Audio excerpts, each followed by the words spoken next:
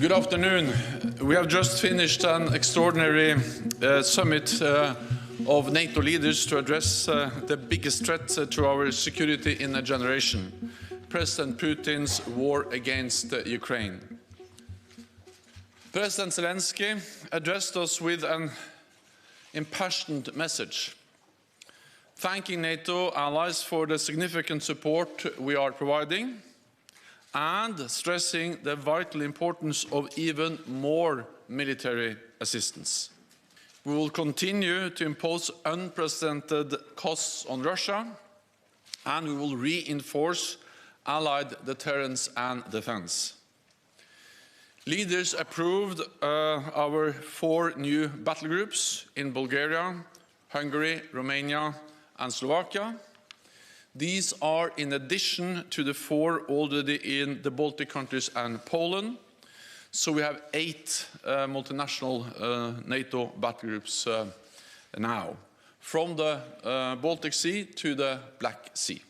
Today, NATO leaders agreed to reset our deterrence and defense for the longer term. On land, we will have substantially more forces in the eastern part of the alliance, with more pre-positioned equipment and supplies. In the air, we will deploy more jets and strengthen our integrated air and missile defense. At sea, we will have carrier strike groups, submarines, and significant numbers of combat ships on a persistent basis. We will also strengthen our cyber defenses and enhance our exercises, focusing on collective defense and interoperability. I expect we will decide on the details at our next summit in Madrid in June. Allies are also equipping Ukraine with significant military supplies, including anti-tank and air defense systems and drones, which are proving highly effective, as well as substantial financial and humanitarian aid. Today, we agreed to do more, including cyber security assistance and equipment to help Ukraine protect against biological, chemical, radiological, and nuclear threats. This could include detection, protection, and medical supplies, as well as training for decontamination and crisis management. Allies agreed that we must also increase our support for other partners at risk from Russia at risk from Russian threats and interference, including Georgia and Bosnia and Herzegovina.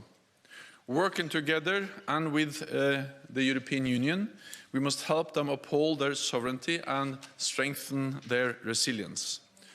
We also addressed Beijing's role in the crisis. Today, Allied leaders called on China to refrain from supporting Russia's war effort. Allies also agreed that Belarus must stop acting as an accomplice to Putin's invasion. 1 month since the start of Russia's invasion of Ukraine, NATO's security environment has fundamentally changed for the long haul, and we are responding. But security does not come for free, and doing more will cost more. So NATO leaders agreed to redouble efforts to meet the defense investment pledge we made in 2014.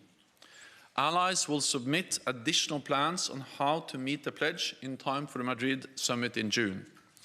And I welcome that a number of allies today announced plans for significant increases in defense spending. At this dangerous time, transatlantic unity and solidarity are vital. Europe and North America are standing and will continue to stand strong together in NATO.